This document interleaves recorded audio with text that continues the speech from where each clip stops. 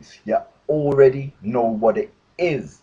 Ahotep, that's welcome and peace. Uncle Joss and Neb, that's life, prosperity, and health. You already know who it is. Myself, Omega Axsal, reporting live and direct from the HQ, representing the House of Ptah. What's good? Wagwan? What's going down for the YouTube squad? Tuned in. Gosh. First thing I have to say is thank you to the knowledge monsters and the beautiful sisters that made it out to actually catch this live event. I really appreciate the support. As you know, if you made it out on the day, we were going so deep that we were unable to make it through the slides. And, you know, I hate feeling like I'm not delivering on what I say I'm going to deliver. So I decided to put together all of the slides and record a quick YouTube video so that you guys can study this and take time to, you know, to get the empowerment in your free time. Now, I don't want to waste any of your precious time because I appreciate it's something that we don't get back. So without chatting anymore, let's go in. Now, as we was discussing, okay, in fact, before we even say this, okay, as everybody kind of knows, I teach history, all right? Not as a profession because technically, as we know, I don't have the credentials. But when I am in school or when I'm in the private sessions, one of the hardest things that I find doing is getting people to relate to the information. And it's probably because that we're taught that history is irrelevant, it's nothing but the past, and it's got nothing to do with us. And that's what I believed until I learned that, contrary to what society projects and what the educational system tries to teach us, we are actually every single shred of history that's ever passed, and we're responsible for making history right now. And let me kind of put that into context for you. Every single person listening to this right now is made up of 50% of the best bits of their mother and 50% of the best bits of their father.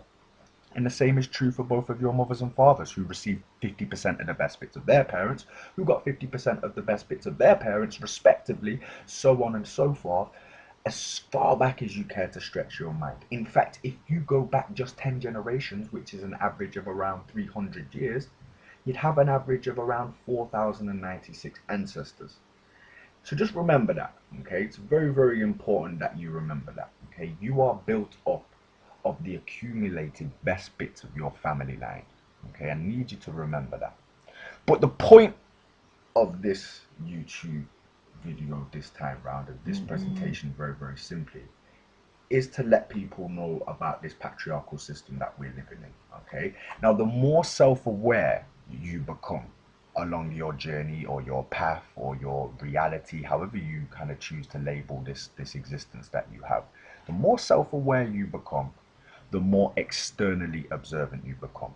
And that's of the positive and the negative behavior, choices, the thoughts that you have and how you make them, and how they affect your own life and those around you, okay? Now, as I said, this journey, looking inside, forces you to look at outside, as well as how your actions affect everything around you, including what you do and don't give power to. Now, I want to talk to everybody today about the way in which women are treated historically and socially in our present day. Now, I don't believe in sugarcoating information because, as I'm sure we are all aware, the world's health problems are bad enough without adding verbal diabetes to the list. But women worldwide are oppressed in many different ways, and by default, men are the oppressors. And we live in what's called a patriarchal society, and the evidence is available worldwide. And although they're important issues which all do need to be addressed individually, I can't go too deep because in reality, as a male, I'm not qualified to speak on behalf of all women worldwide. I can, however, speak on behalf of men who do need to be able to put their ego to the side when dealing with this issue. So the first thing which we kind of have to address is kind of having a clear definition of what a patriarchal system is. Now, as a definition of the patriarchal system, very simply, is a system of domination by which the white, wealthy ruling class dictate and govern over everybody else. Now, the reality is, this is a reality. And I understand that at a glance, or if you're just kind of new to this idea, it might seem quite radical when you compare today to, say, the Victorian age or the Puritan times when women were being burnt at the stake by accusatory husbands. Of course, Times have changed, but so have the societal symptoms of of patriarchy. They evolve to become relative to the current day and age. So let me give you a little bit of context. There are around 64 to 65 million people living in the UK. 55% of those are female. But for every one woman, there are four men in Westminster, and women fill just 22% of the positions of the House of Lords and serve as just 14% of the country's elected mayors. In business, only 17% of the FTSE top 100 companies are owned and operated by female CEOs, and women in employment can expect to be paid on average 20% less in average lifetime earnings. In finance, only 11% of bank CEOs are females, and there are absolutely zero women on the Bank of England's Monetary Committee. In the justice system, 51% of magistrate courts are staffed by female, but only 15%, but only hold 15% representation in the high courts. And only 15% of the country's crime and police commissioners are female, and there are no females in the top three ranks of the army, the navy, or the air force. Now, the last one, which is my favorite one, is 78% of newspaper articles are written by men, and women only hold 5% of the editorial positions in the news industry.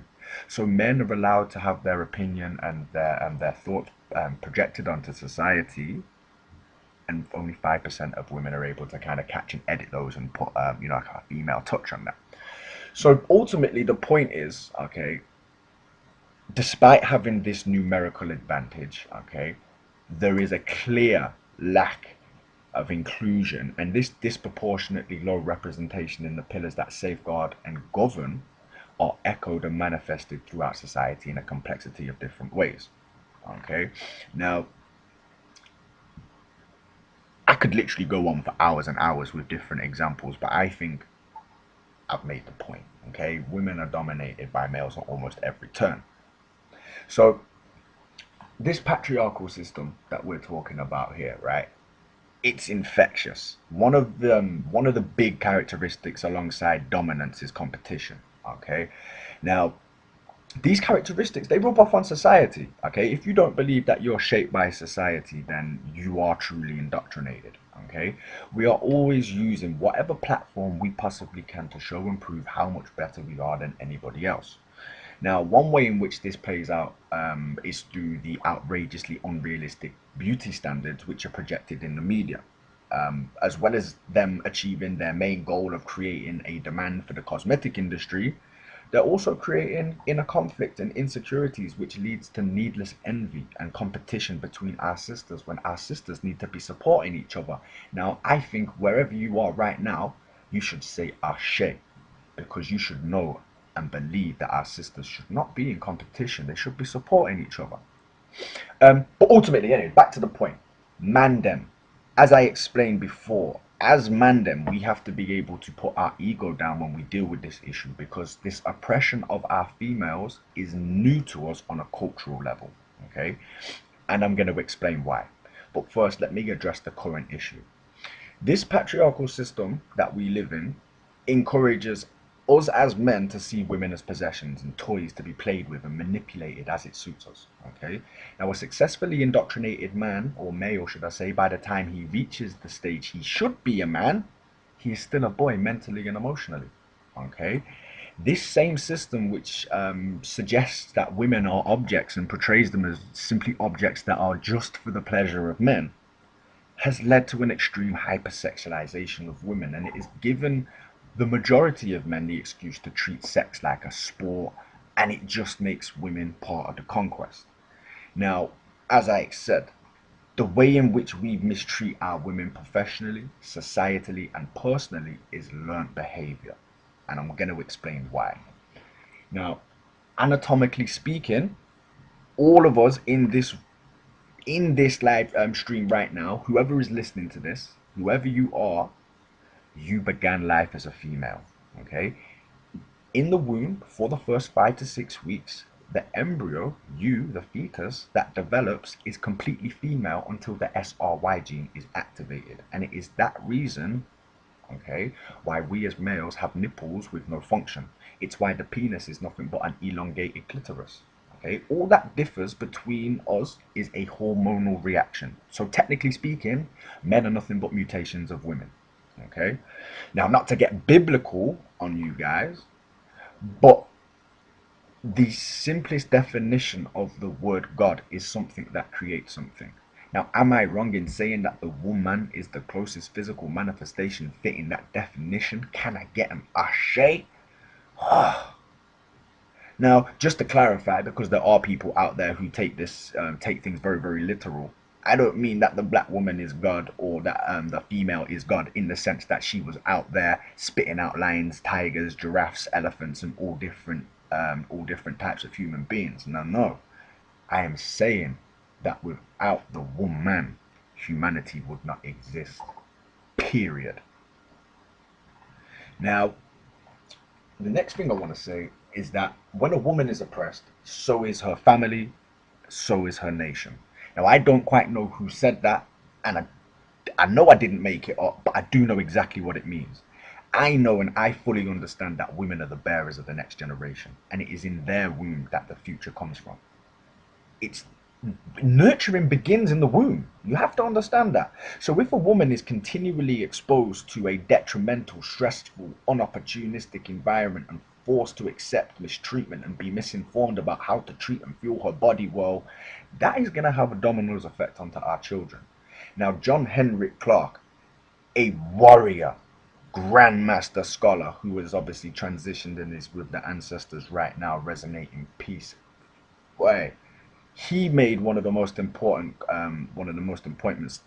statements which has resonated with me since I first read it. He said that history is not everything, but it is a starting point. He said that history is a clock that people use to tell their political and cultural time of day, and it is a compass that they use to find themselves on the map of human geography, and it tells them where they are, but more importantly, it tells them where they must be. Now, I simply add on to that history allows us to compare how things are and how things were, which allows us to compare how we are now and how we were then. So I want to draw upon some of the examples which were left to us by arguably the most mysteriously advanced civilization which was recorded to exist. Now, the current landmass that we know as Egypt was once referred to by the indigenous natives that lived there as Kemet, meaning the black community. Okay, the reason that we know that is because we're now able to read and write the Medu Neter ourselves. We're able to decipher the glyphs and see the information from a first-hand, unbiased Afrocentric perspective. And you can see the glyphs there. Some people like to say that Kemet means the black land. Okay, but we can see that this dictionary entry is incorrect. If Kemet meant the black land, the determinative at the end here would be Ta, and it would be Kem-Ta, but it's Kemet, the black community. But ultimately, the point that I want to make is it is in Kemet that we see the creation and formation of liberal arts, which are things like reading, writing, mathematics, medicine, astronomy, and of course, with the people of Kemet being responsible for the things like the pyramids and other great monuments, they were master artisans, engineers, and stonemasons. So, as if that wasn't enough of a contribution from a society, okay, all of these different things, as we've mentioned, reading, writing, maths, astronomy, they come up with, they were the first documented people to be utilized in hospitals, universities. They were master brewers of wine and beer. You see, our ancestors were the plug, okay?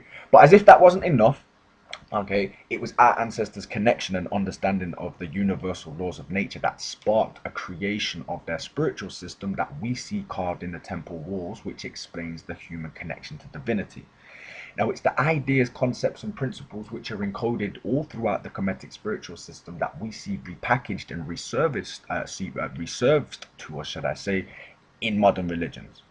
Now, the few things that I just want to clear up very, very quickly because people get very, very confused is firstly, the people of Kemet did not have gods. Okay, they had what we call the Inter or the Niter or the Nicheru. Okay, and all of the different characters, all of the different deities that we see in the Kemetic spiritual systems were not individual gods. Okay, they were all different divine ideas, concepts, and principles relative to the ecology and nature of the environment which these people existed in. Okay? A very simple way to look at this, okay, is imagine a diamond. A diamond may have 100 faces.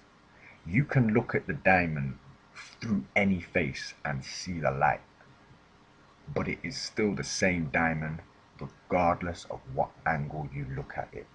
Okay, the point I'm making is that they were henotheistic, meaning they venerated and worshipped multiple aspects originating from the same source. Okay, now the zoomorphic characters which we see represented were, like I said, very simply observable parts in nature. So, for example, you will see Haru, which is the peregrine falcon. We know from observing the peregrine falcon that it's the fastest animal on the planet. Can soar up to 250 miles per hour. It has some of the acutest eyesight in the bird world. Okay, can spot its prey from 2 miles away. And it's all of these different things which the people of Kemet noticed, and they embodied those characteristics. Okay, but again, sorry, divulging from the point. In the Kemetic spiritual systems, for every male deity, there was a female deity. Okay, so whenever we hear of Asar or Osiris, the god of afterlife and rebirth, we then have Oset, who is Isis, or who is the goddess of love and fertility. Or then there would be Shu, the goddess of air, and his counterpart Tefnut. Okay, the most important point that needs to be made or should be understood is that at no point were any of the female deities to be considered any less important than the male deities. In fact, there were entire temple and city complexes built in the honor of some of these deities and some of these women that we're going to be talking about. Because our ancestors understood the importance of what the Taoists call yin and yang, the balance of male and female energy. And that philosophy echoed throughout that society, and it manifested itself through the systems of governance and the behavior and actions of the people. Okay, because Kemet was very much a matrilineal society. Okay, and what I mean by that, although that's the polar opposite of patriarchal, okay, that doesn't mean at any point that men were oppressed by women. Okay, there was always a divine balance. In fact, it is a fact that in Kemet, okay, the actual royal family, the bloodline, was passed through the woman. Okay, you couldn't even be a king, you couldn't sit on the throne if it wasn't for a woman.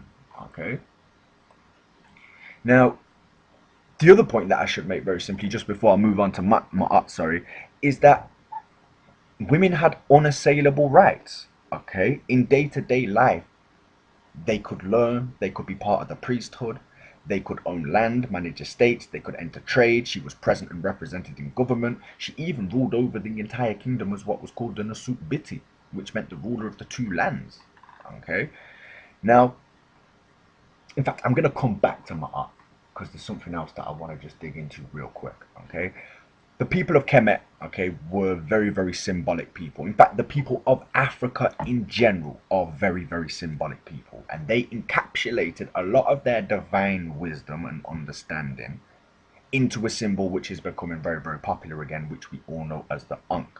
Okay, now the Ankh is an archetype, which means it's the original. Okay, and it represents the sacred components which was held dearest to our ancestors. This bottom part here, which we can see, represents not only the birthing canal, which is again is a female aspect, but it represents the phallus, the spark of regeneration and fertilization. Okay, standing true.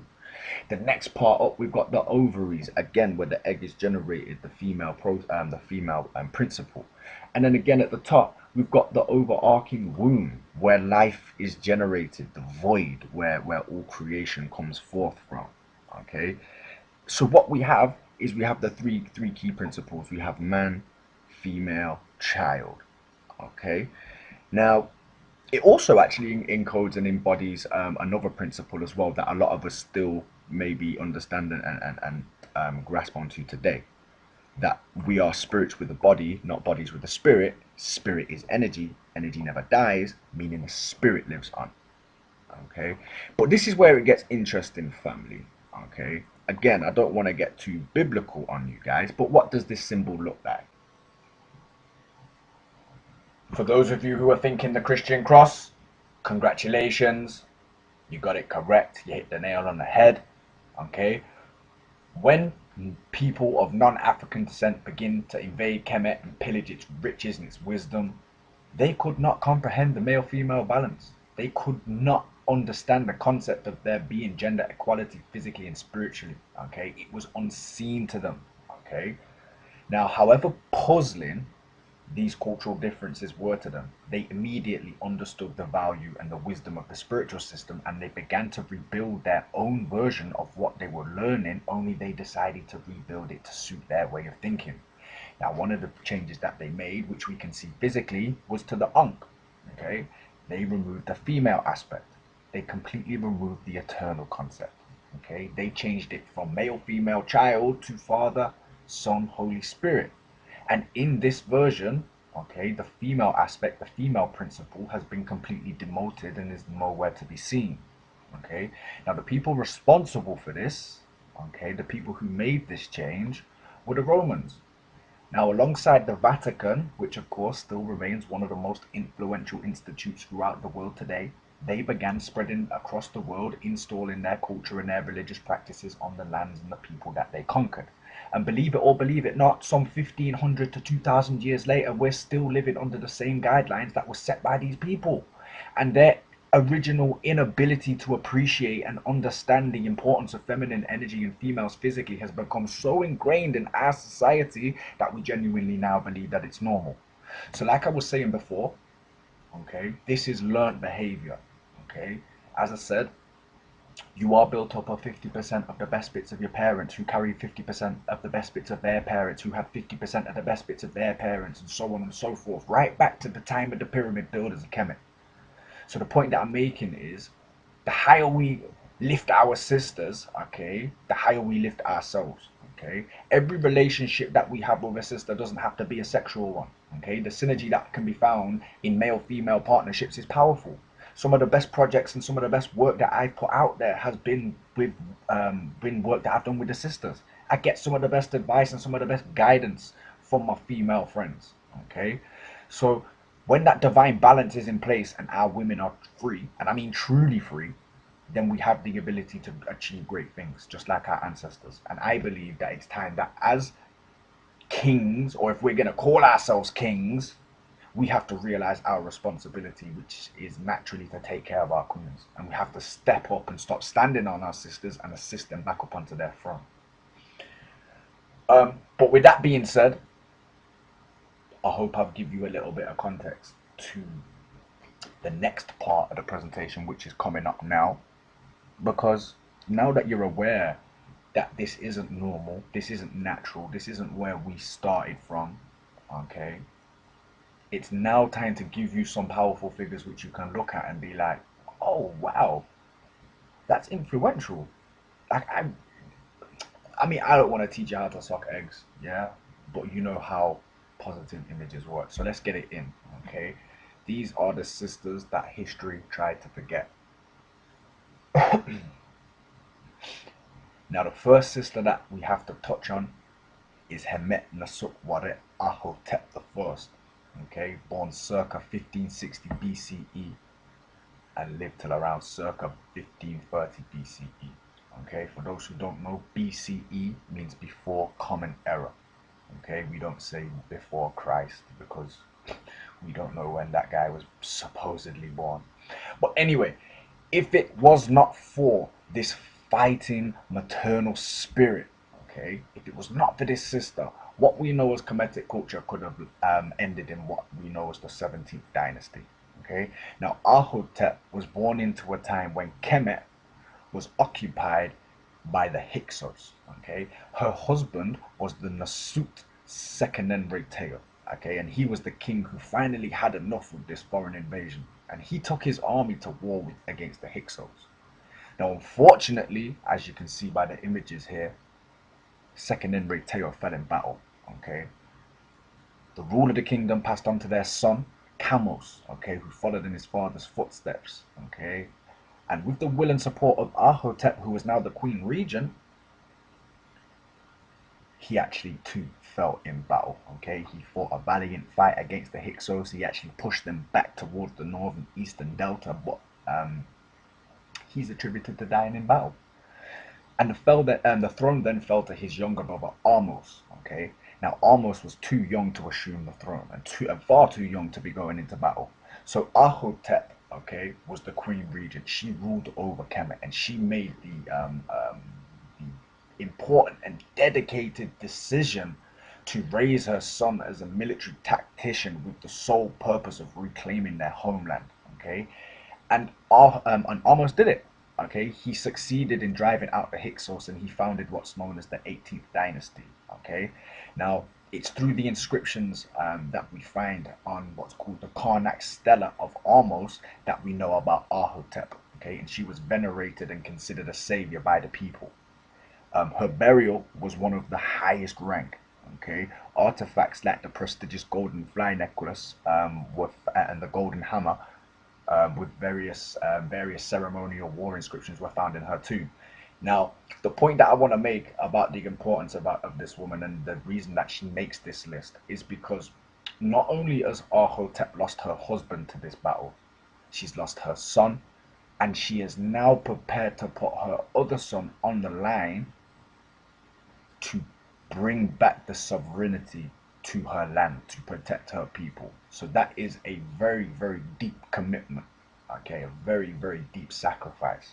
Okay, now the fact that we find a golden fly necklace in her tomb, okay, the significance of that, as we've already discussed briefly, the people of ancient Egypt, or the African people in general, were very symbolic people, and they were very observant of nature.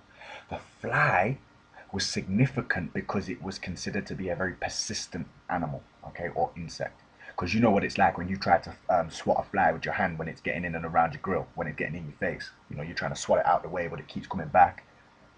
And it is that persistence which was observed by the ancient Kemetu, or the Remech, as they would call themselves, that made them use that as a symbol to honorate its greatest warriors. Okay, so if it wasn't for Ahhotep stepping up to the plate and training her son and dedicating her life to protecting her people and the sovereignty of the land, much of what happened in Egypt in regards to the papyrus that we see, or the papyri that we see, and the various temples which are still standing today, a lot of them which were built after this period may not have come into existence if it wasn't for her standing up and defending her land at this time. So for that, anybody who appreciates Kemetic culture, okay, has to be thankful to Ahhotep. So I want you to just say out loud to yourself, wherever you are watching this, Dua'u Ahhotep. Dua'u. That means thank you, Ahhotep. Thank you.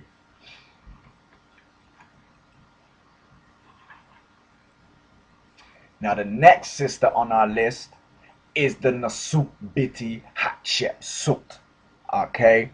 Now a lot of people will be familiar with her name, but not too familiar with her story or why she is particularly important. Okay. Now, first of all, what we have to address is her title, the Nasut-Biti. Anybody who's familiar with Kemetic culture or pharaonic rulership will be familiar with the term Nasut-Biti, and you'll know that it means the Lord of the Two Lands, or the Uniter of the Two Lands, okay, which was typically reserved for male rulers. But Hatshepsut's a female, so how did that happen? Okay, now basically Hatshepsut was the daughter of Jehutimus I, okay, and was married to the dynasty founder's son, Jehutimus II. And she came into power through regency. Okay, her husband, she was basically kind of looking over the throne and protecting the kingdom whilst her husband came of age. Now, she wasted no time in making her mark on history. Okay, she ruled for a debated 25 to 27 years. Okay, and even held the title of Nasut-Biti, as we mentioned. And when Jehutimus actually came of age, it is recorded that they ruled effectively side by side.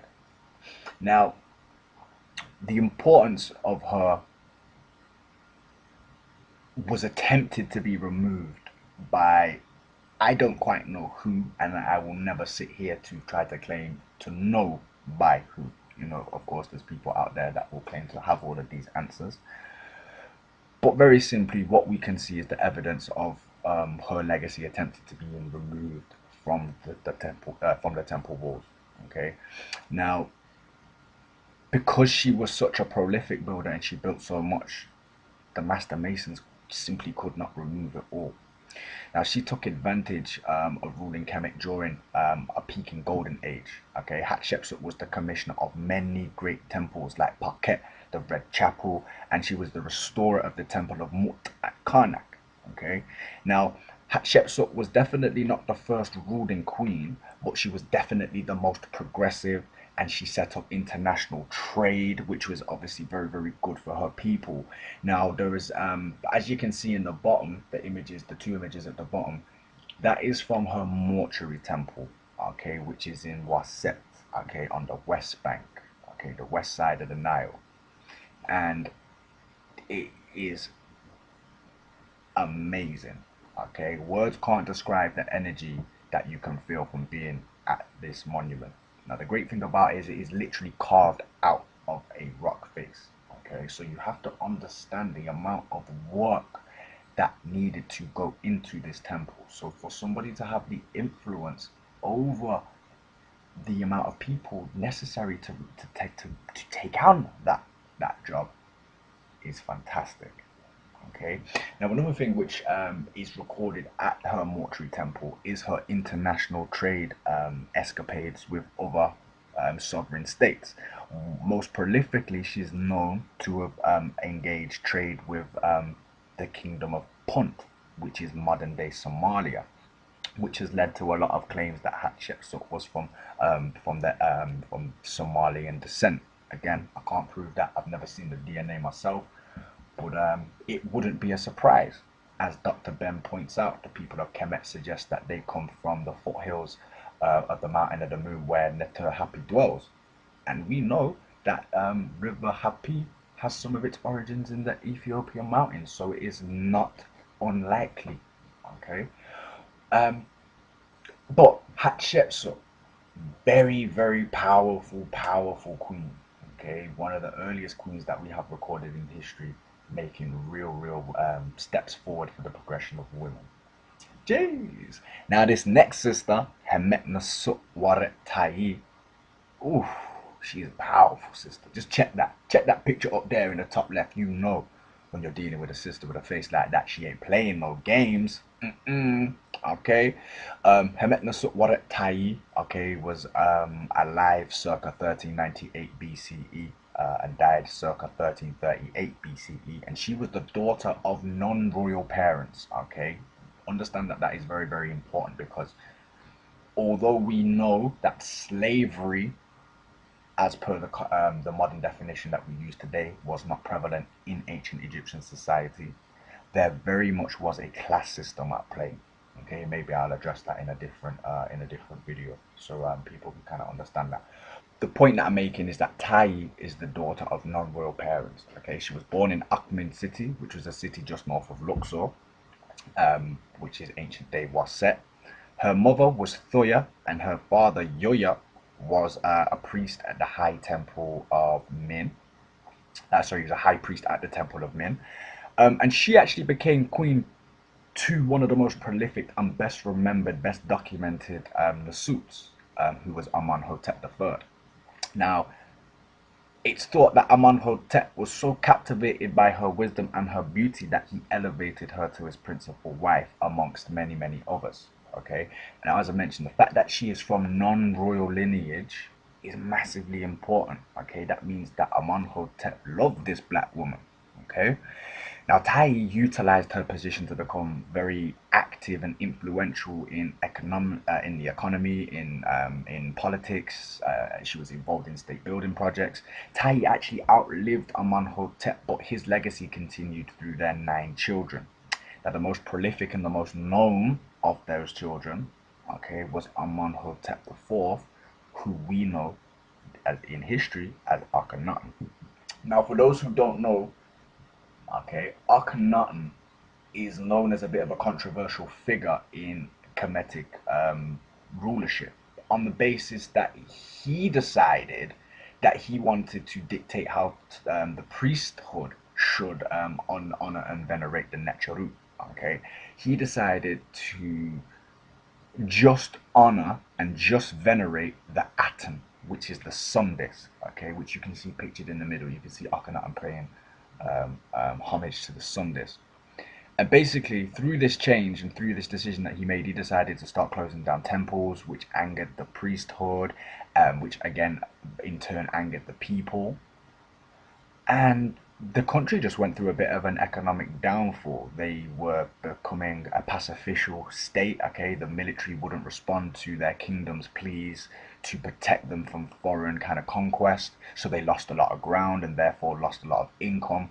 So basically, Kemet was on a bit of a downward spiral, okay? And at this period, Tiye was in the background, unable to, or it's documented that she was unable to have much of an effect on Akhenaten's decision. However, she remained, okay, she remained in place, she was still in council. Now, the other reason that Tiye is so important and she is so special and she makes this list is because when her grandson, the famous, infamous boy king Tutankhamun, when he ascended to the throne at the age of 7, okay, he depended on a council of advisors which was put together and integrally run based on Tiye's advice.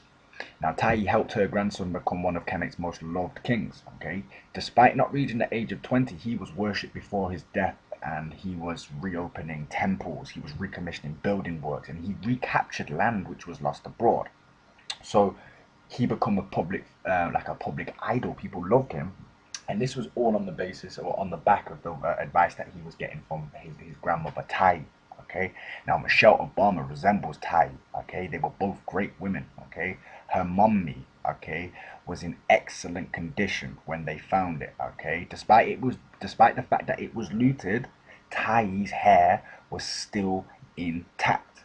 Okay, so I think that those of you watching at home should give Hemet Nasutwaret Tiye a massive dua on the basis that she helped pick Kemet back up and put it on the right tracks. Because again, remember, Kemet existed for circa another 1700 years after this period. And if it wasn't for the work that she did with her grandson, it may be that it continued to down spiral. So dua Hemet Nasutwaret Tiye, we appreciate you.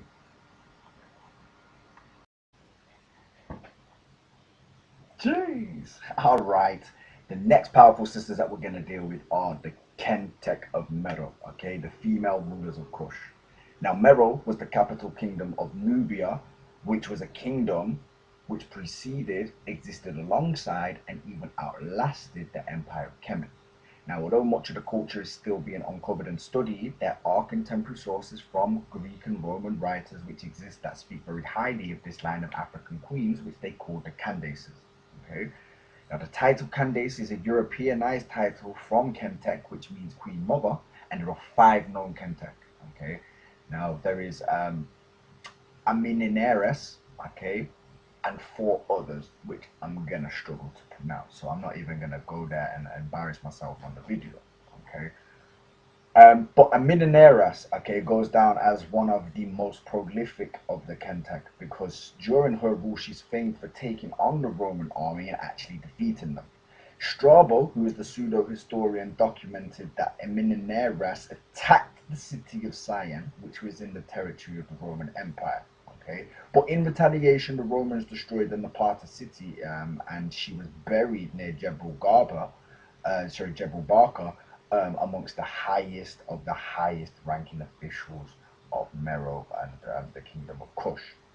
Okay, she was buried alongside other Kenteks who have pyramids, which we find in the Sudanese region. In fact, most people don't know.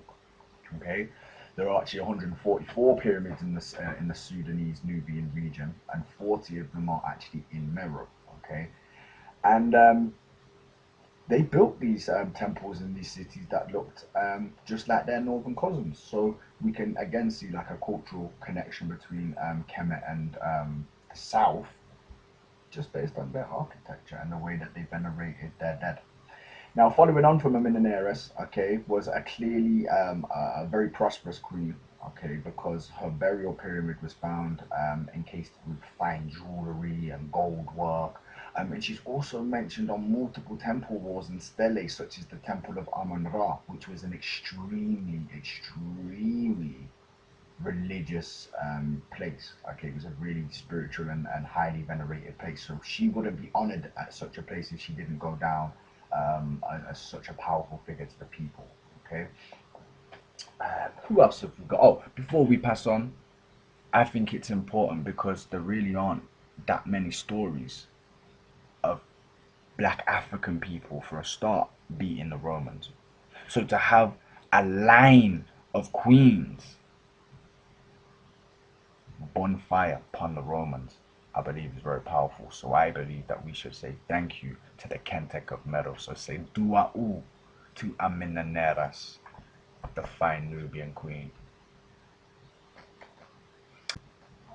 Now this next one is one of my more favorite slides of the entire presentation, just on the basis that it hits home, because you know your boy's from England, living in the heart of imperialism. So to have found such a powerful piece of information that I believe I should have been taught at school, or at least kind of been introduced to, was powers.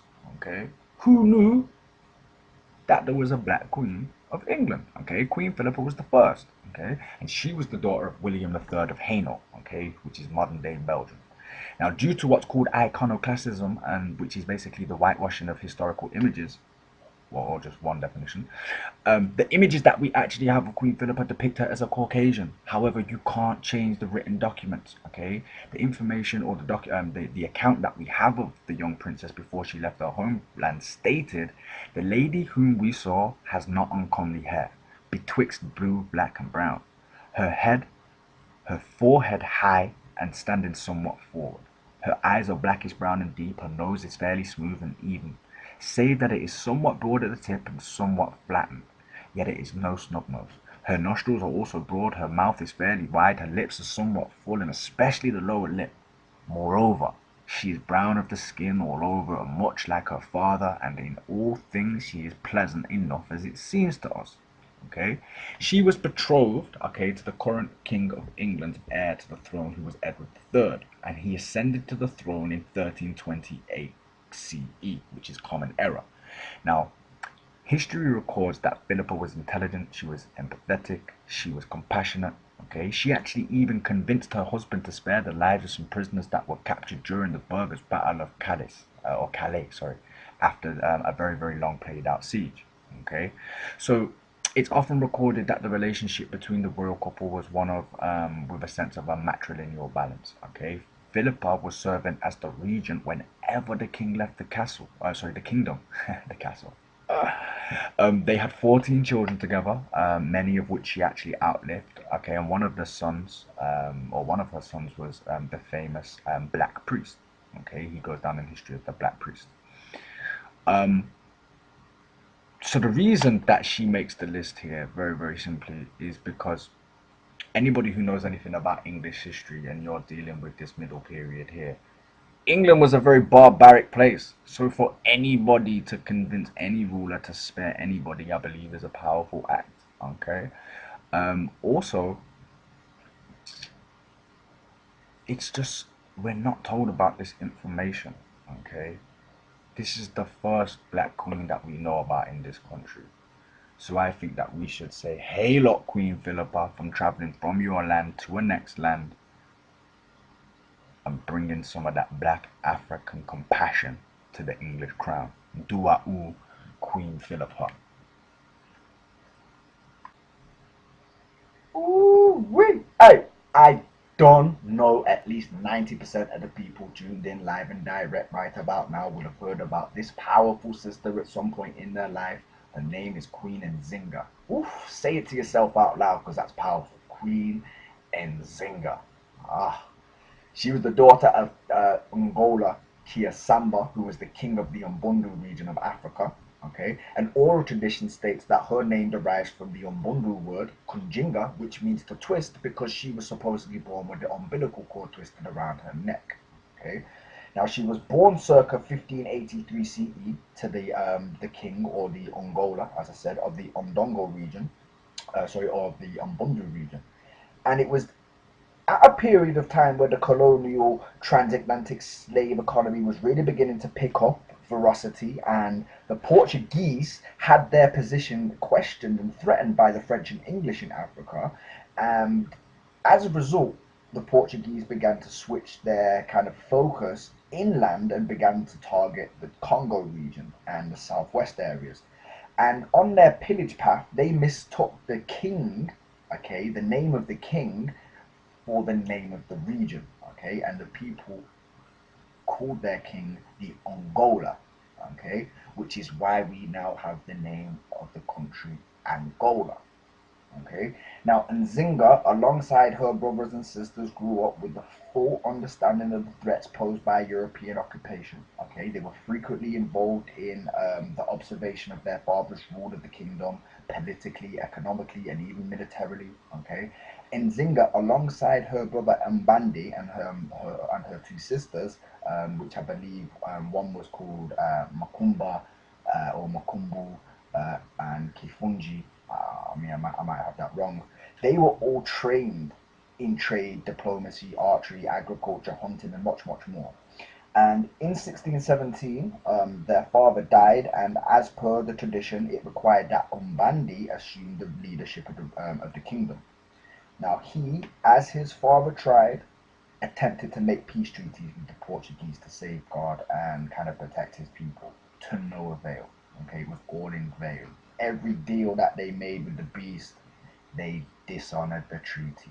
Okay, and it was in 1622, upon diplomatic negotiations between the Umbundu people and the Portuguese at a slave port which still exists called Luanda, that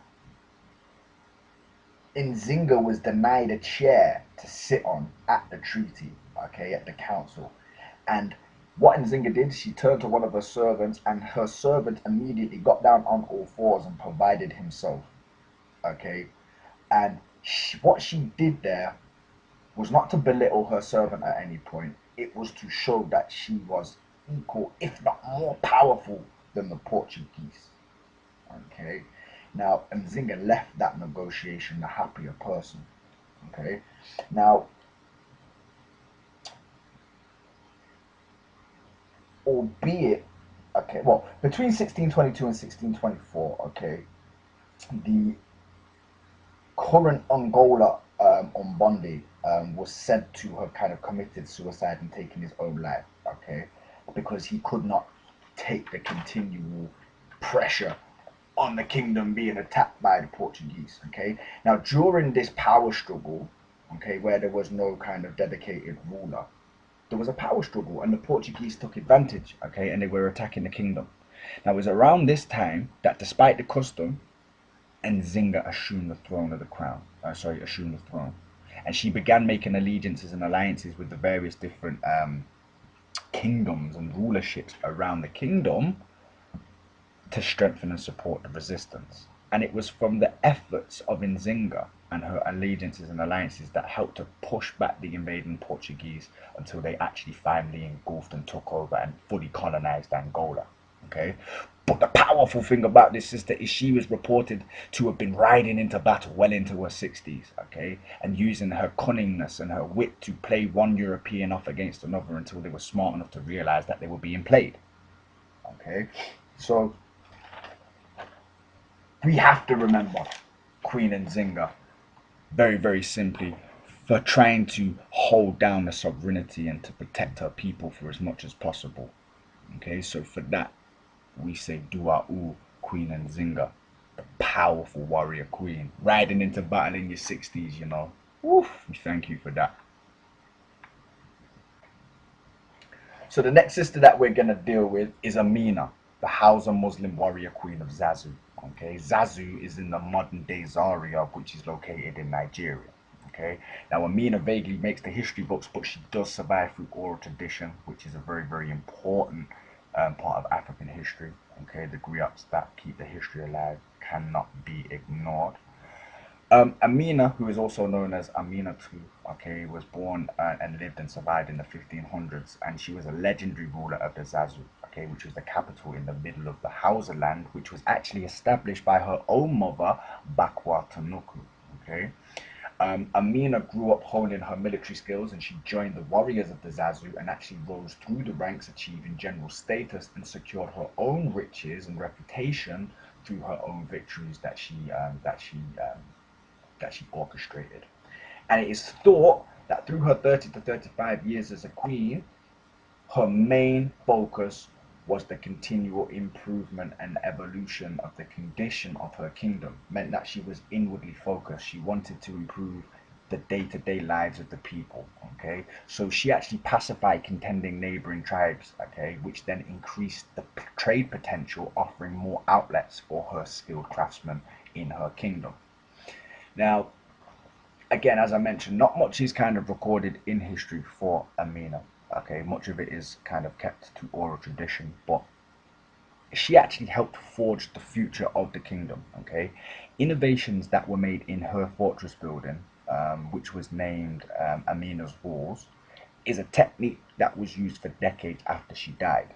Okay, now the oral traditions that survive that tell the tale of Amina's battles, trials, and tribulations serve as a backdrop for the story that we see told by the Europeanized story of Princess Xena.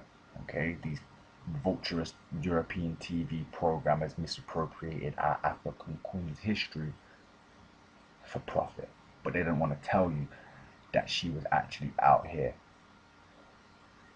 fighting for her peoples then. Um, so the next sisters that we're going to be dealing with, okay, are the Ahozi, okay, the Nanomiton, okay, aka the Dahomey Amazons, which is an erroneous name, okay. Um, these are the female defenders of Dahomey, okay. They existed between 1645 and 1979 CE. And they are or they were, should I say, sorry, an all-female platoon of modern-day Benin, okay, and they have commonly become known as the Dahomey Amazons, okay, but they were actually called Nanometon by their male counterparts, meaning our mothers, but they actually called themselves Ahozi, which meant the king's wives.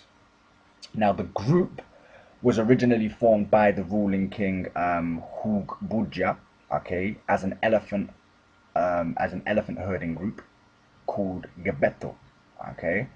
And it wasn't until the rule of King Agaja, okay, of 1708 CE that the group was actually militarized and turned into the king's guard. And basically, the king used this regiment in a well-documented victory against the neighboring kingdom, which cemented their place in the front line of the king's defense. Now, women would join the Ahozi warriors free of will, okay, and volunteers would be or have been recorded to have joined the Ahozi warriors as young as 8 years old. Training was documented to be extremely vigorous and was made up, and the total Ahozi warriors made up as much as a third of the total army. Surviving records show that the Ahozi won a lot of battles and they also lost a lot of battles, but a lot of their opponents say that they were just as effective as the men. Now, the Dahomey king Behanzin used the Ahozi when defending his land from the French colonial Jankro, okay, in which they rebelled against the French and dealt a substantial amount of casualties to their army. Okay, the French went away and reorganized, and they returned with superior numbers, with their superior weapons, and eventually, obviously, defeated them.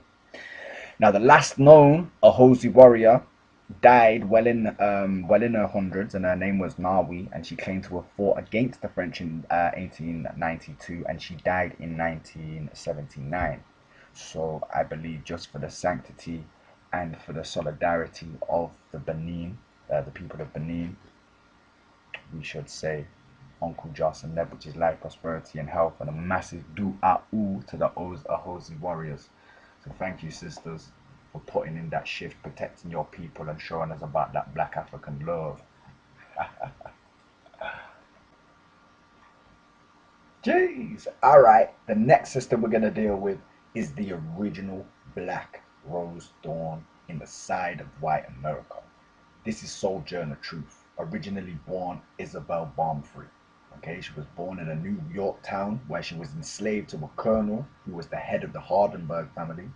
And as that family died out, the Balmfree family was actually separated, and Isabel, who was just one of 10 or 12 children, was sold on multiple times. And she recounts in her memoirs, which you can still get access to. You can go onto the internet right now and you can download her book. But she recounts in her memoirs that each of her individual owners had their own sicknesses. She talks about how one of them would beat her daily, another one who in her later years become infatuated with her, and the owner's wife began to treat Isabel with complete disdain and made her life hell. Now, it was around the age 18 where Isabel fell in love with an African called Robert, who was owned by another European, and he was kept on another plantation. And their relationship was, of course, forbade by the owner of Robert because he would have had no right to the children that they would have potentially produced. Now, it is again accounted in Sojourner's book that Robert was beaten within inches of his life when he was caught sneaking over to the plantation to attempt to see Isabel. Okay, and that was the last time that she seen her beloved. Okay. Now she went on to actually marry another African who was called James, and they had 5 children. And in 1799, when New York was supposed to adapt the abolishment laws, even though it took until 1827 to be enforced completely, Isabel was promised her freedom by the master, by the European, by the Jankro, if she remained loyal and worked hard, something which she says in her autobiography that she did. But of course, it was a deal that the European did not fulfill. And it was in 1826 that she finally escaped, and she said in her autobiography that her escape was more like a walk than it was a run. She believed that she should have been free, and so it was. She did, however, have to leave her 5-year-old son behind because she believed it would prove to be too dangerous to take take her son with him, because as per the rules and the terms and conditions of the Abolishment Act, Africans in America had to serve a certain period of time in service of the European before it could be considered free. How disgusting is that? They're saying, oh yeah, you can be free after a certain period of time. It's disgusting. Now she ended up in the home of a Dutch couple who provided her and her infant lodgings and provided her with some work and food, etc. And it was it was the time that Isabel spent with the Dutch couple that saw her exposed to religion that radically changed her life. And it was at this point that she changed her name to Sojourner Truth, and she began to find her purpose and began preaching about abolition. Now, it was around this time that she actually found out that despite the laws of the Emancipation Proclamation, her son had been sold illegally, and it prompted her to take the man to court, and she goes down as the first African in America to win a court case against white America. Okay? Now, there's an unfortunate tale wrapped around this part of the story, because she actually was reunited with her son, and her son got a job. I'm not sure if it was directly with the Navy or it was some type of fishing boat. And he was out on voyages for weeks or months on end, and Sojourner was sending him letters. But it turns out he never returned. So she never actually saw her son again. So she went through all of that rigmarole to be reunited, only to never see him again. Okay. Now, she led a life dedicated to supporting the oppressed and fighting for female rights, and despite being illiterate, was perfectly able to articulate herself. In fact, she was actually documented to meet with Abraham Lincoln after years of giving speeches, and she was there to discuss the rights of females and black African people in America at the time. Now, her most famous speech, which I would advise you to go and Google and to actually get a little look into because it's very powerful. It's called Am I a Woman? Okay, and she delivered that at Akron, Ohio. Okay, as we mentioned, okay, she was illiterate. Okay, remember, this sister was born into slavery, born into a time where it was basically illegal for black people to read. Take into consideration she would have been dealing with some semi kind of Jim Crow type mentality. She narrated her memoirs and her memories to one of her friends, who went on to then publish the book. As I mentioned, you can go on the internet and you can find that and read that. I would advise you to do that if you are trying to find kind of align your mind with the type of struggle that our ancestors were dealing with, 200, 300 years ago.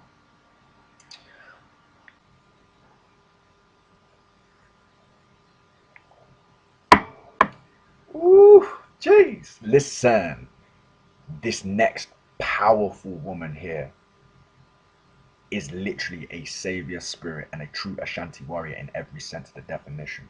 Okay, sisters listening, if you could just have 10% of the passion, the dedication, and the warrior spirit of Yaa Asantewaa, I guarantee the revolution will be over in 5 minutes. Okay, she raised the kingdom on her back to face the colonial regime in what was called the Golden Stool War.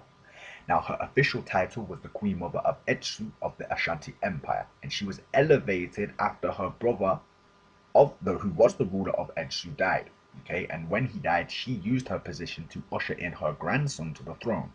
And it was in 1896 CE that the newly elected king and some of the royal governors and councillors were exiled to the Seychelles Islands by the imposing and increasingly demanding British colonial regime, which left Yaa Asantewaa as the queen regent, meaning that she was in charge of her area, of the Axsal area.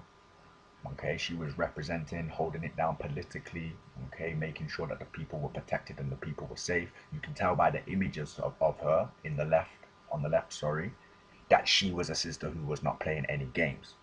Okay, what people also have to take into consideration and remember as well is at this period of time in Africa, it wasn't just Ghana, okay, or the Ashanti Kingdom that was under intense pressure, and oppression. It was the entire continent.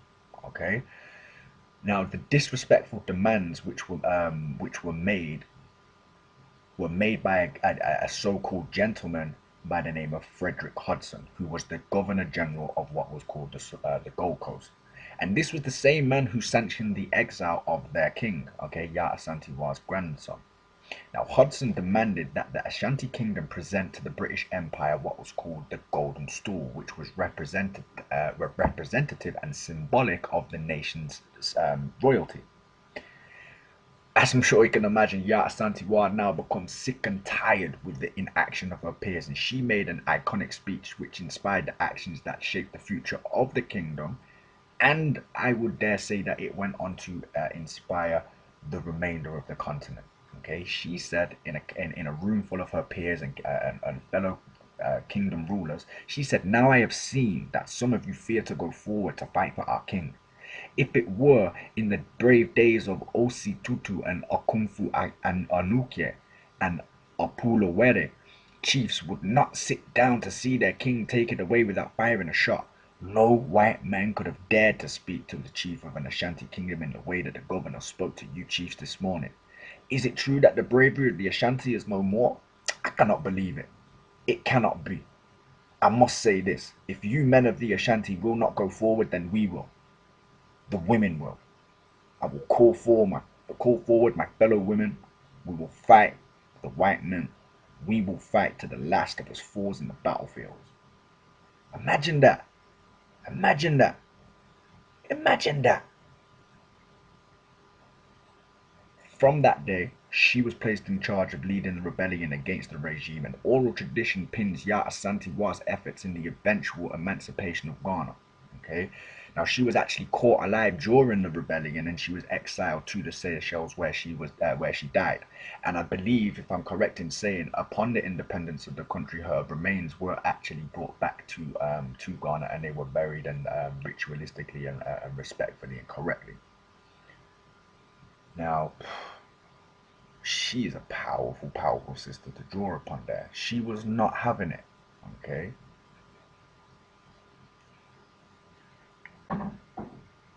Jeez. Moving swiftly on, the next powerful sister that we're going to deal with that history tried to forget is Taytu. Okay, she was born 1851 and she died in 1918. Now, Taytu was the ruling queen and counterpart of Queen Menelik II, and together they were the saviors of Ethiopian independence and the inspiration for Africa's continental liberation. Now, she was born into an extremely rich family with noble uncles who were rulers of kingdoms in the northern regions of Ethiopia, so she grew up wanting for absolutely nothing.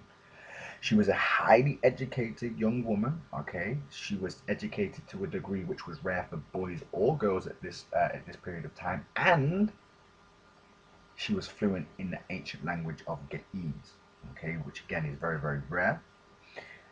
Now, it's because of her academic upbringing that gave her the intellectual edge that helped her successfully and diligently position herself into a position of the savior of Ethiopia. Another point which I always like to make is within African rulership, particularly within this period of time, love was never the driving factor behind marriage. It was typically things like economy, politics, and peace that were the main influences. So Taytu was she actually had several marriages before becoming married to the glorious Menelik II. Okay. Now, they ruled alongside each other and considered each other to be equals, and they made important decisions together, and they heavily relied on each other's intuition and each other's guidance. And it was through Taytu's kind of inspiration and word or voice in Menelik's ear that helped keep Ethiopia out of the colonial grasps of Ethiopia. In political negotiations, which she was perfectly capable and perfectly able in negotiating and attending by herself, she was so unconcerningly uninterested in any type of negotiation, offer, or treaty which was presented by the Italians. She would literally rip up documents in their faces. Okay? Now, as you can imagine, Italy's international reputation was being mocked worldwide, okay, because they were failing to get in on the tricks that all of the other European countries were taking advantage of across the continent.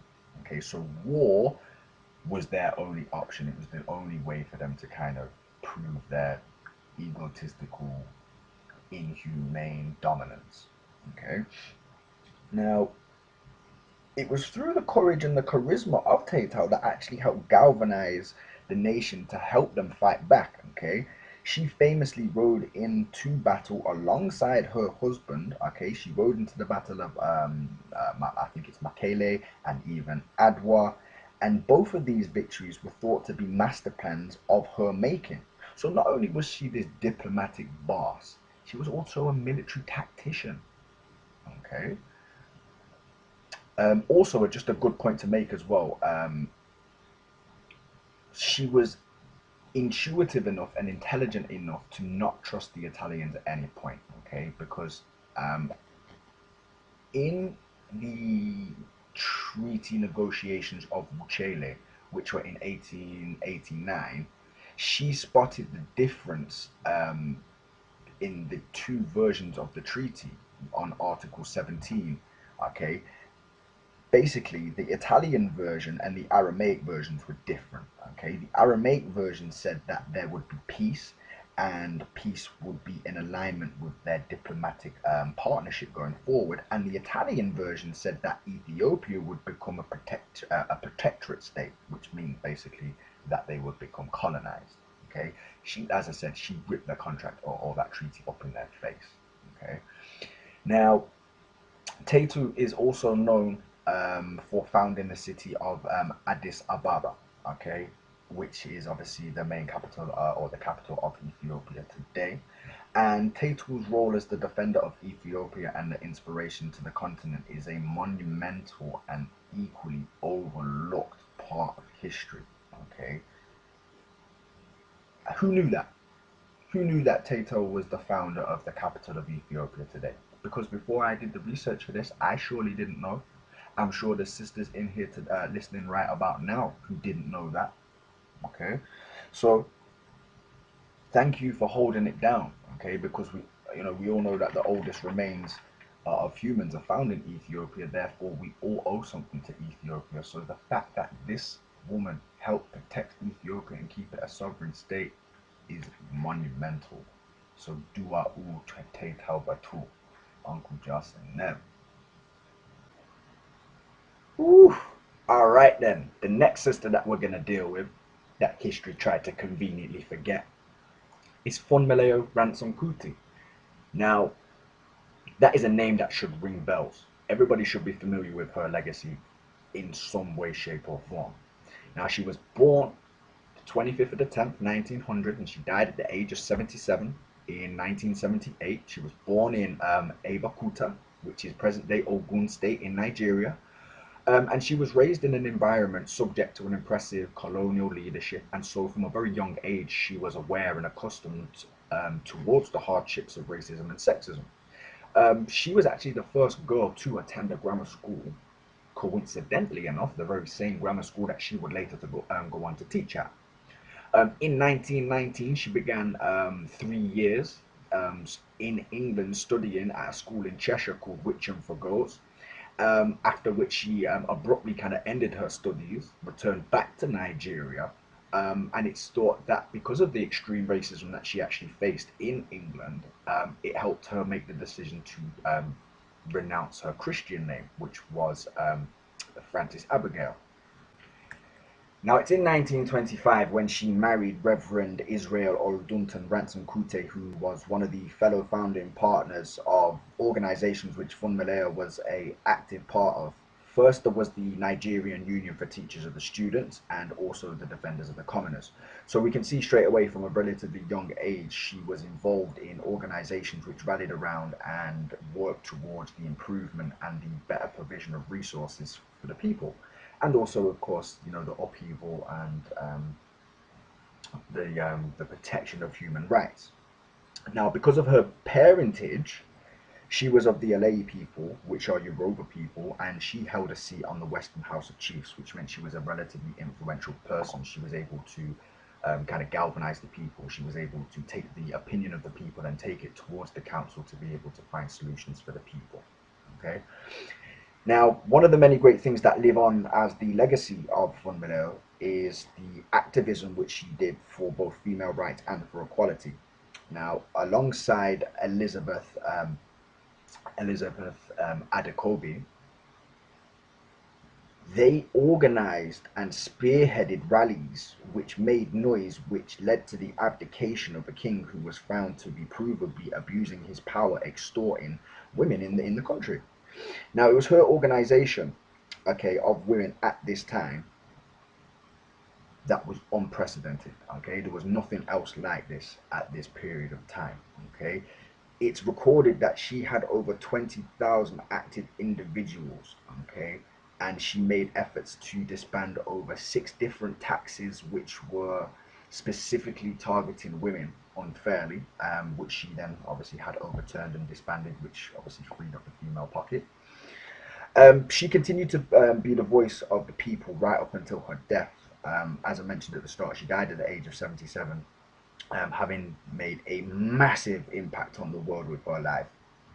And as if her life and her accomplishments and her achievements were not enough, she had 4 children who went on to kind of carve their own revolutionary, creative, mind-changing path, okay, and effect on the world.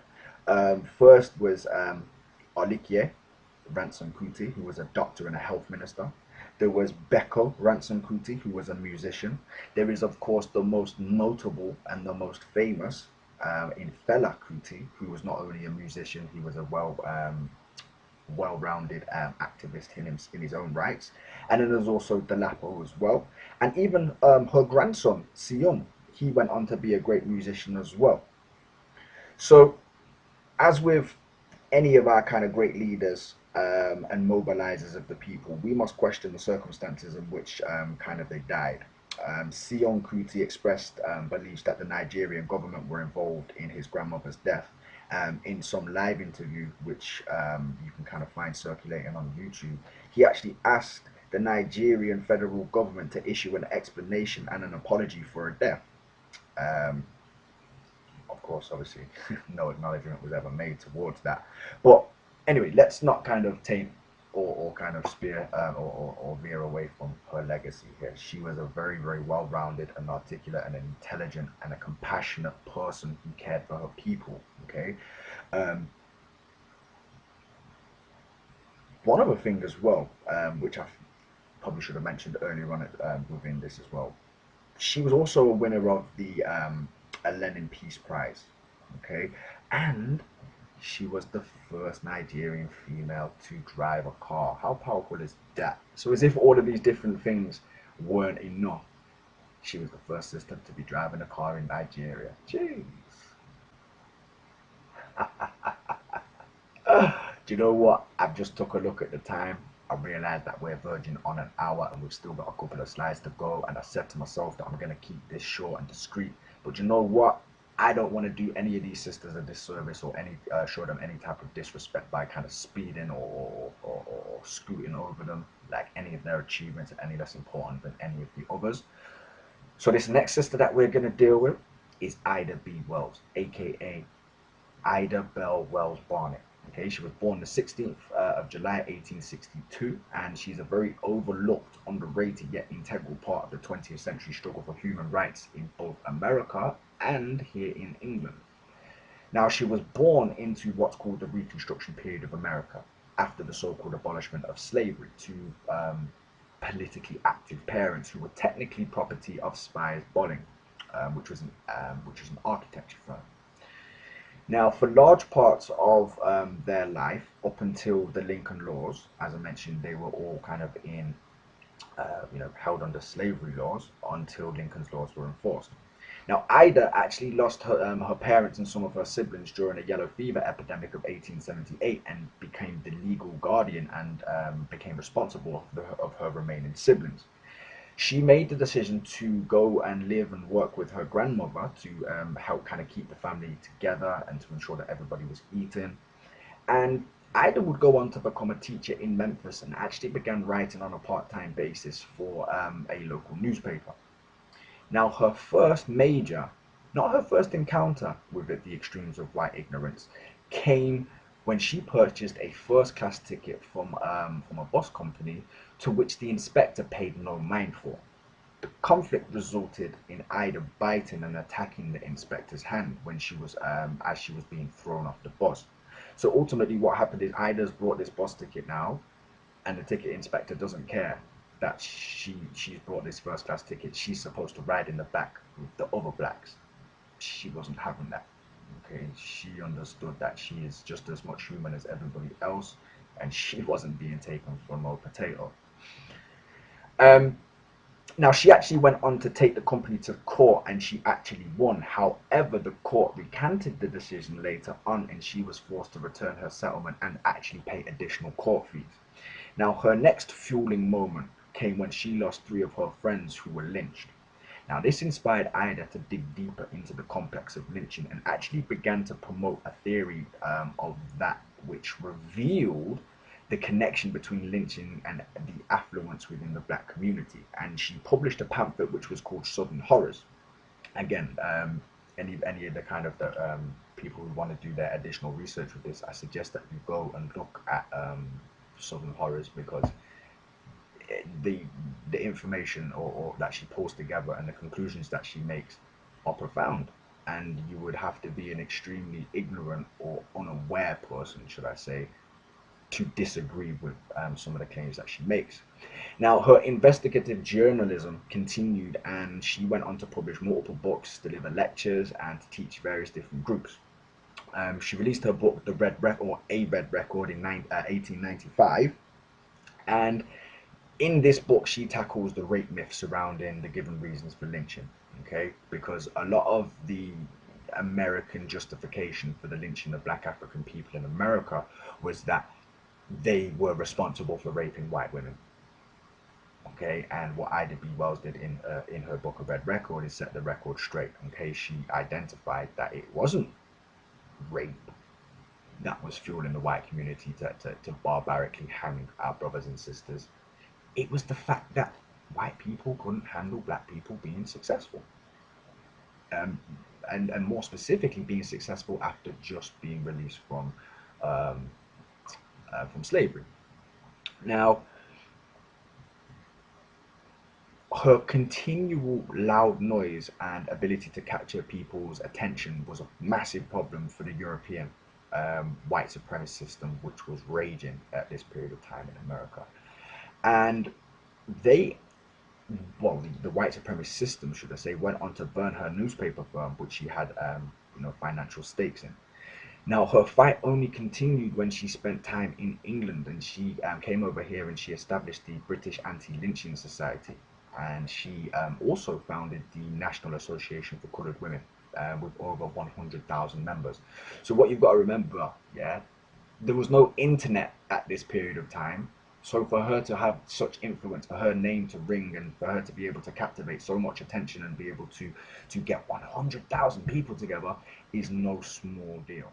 Okay. The last point that I want to make on Ida B. Wells very, very quickly before we move on is for her role as a founding member of the NAACP, which is the National Association for Advancement of Coloured People, which founded in 1909.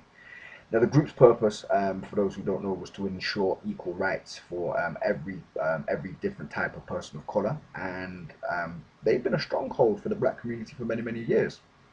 Now, she died at the age of 69. She continued to, up until the end of her life, spreading the real talk, empowering women all across the world. And I think that we should say, Dua U Ida B. Wells, thank you for your service.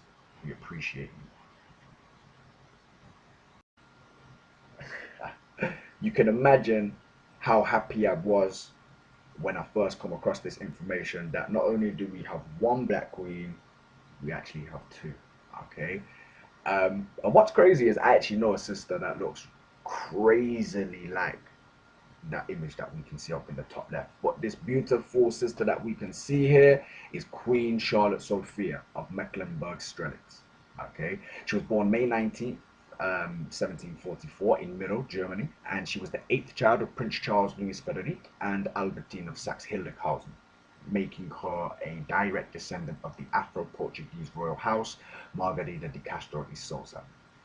Now, when King George III ascended to the throne in England, he was unmarried, and his advisory board saw Charlotte as an ideal candidate due to her lack of political power and ability to speak English.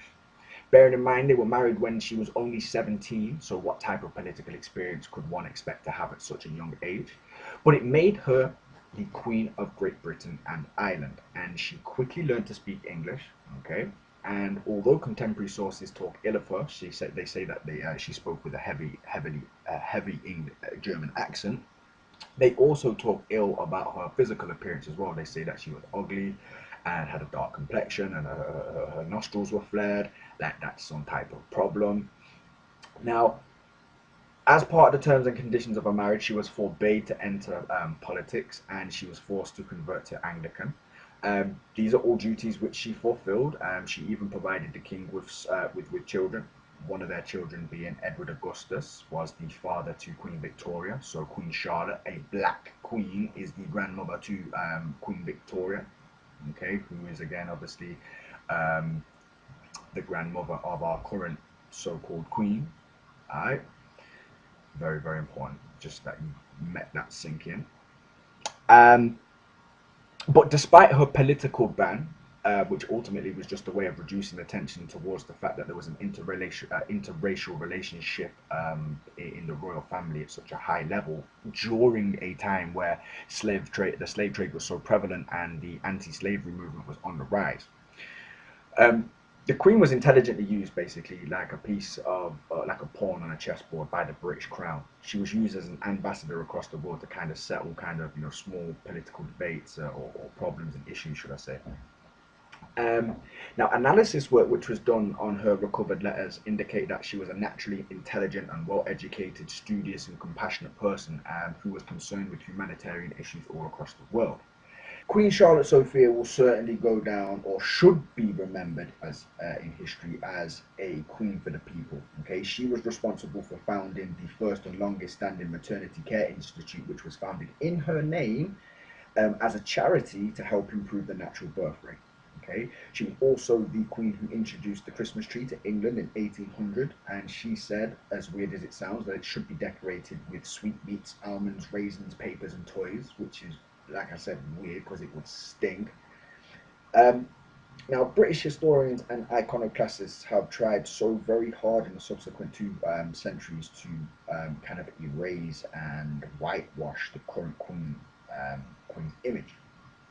Okay, and the fact is, you just can't hide the truth for very long. Okay, Queen Charlotte died at the age of 57 and 70 days, and she goes down in history as at the moment as the second longest ruling consort in British monarchy.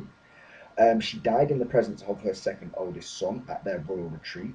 And at this time, the health of the current king and her husband had gone down the path. Okay, he was supposedly insane, and he was plagued with both deafness and blindness. And it's unsure if he actually knew about his wife's death, but he actually died 14 months after the death of Queen Charlotte Sophia.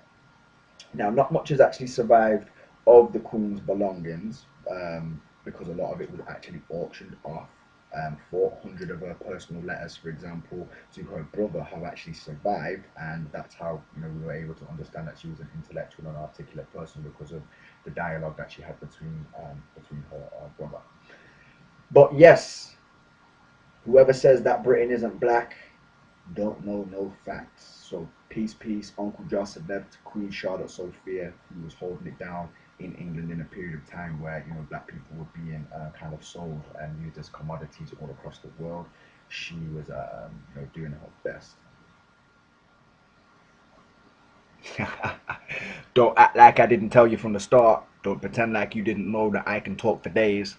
The truth is, there are still more slides, but I realized that we've come to an hour and a half, and it's probably best to give you guys a break. I can save the content and I can come back and we can do another lesson another day. Um, so yeah, please continue to support the House of Ptah. We're trying to put on as many British museum tours as we possibly can. We're working on other tours, other heritage walks, and other presentations that we can deliver to the family, people of all ages. And there's going to be a lot to come. We're working on a lot of projects, so please be patient. Please work with us. Please promote us. Uncle Jocelyn Neb, that's life, prosperity, and health. Ahotep, that's go in peace. And I'll speak to you soon.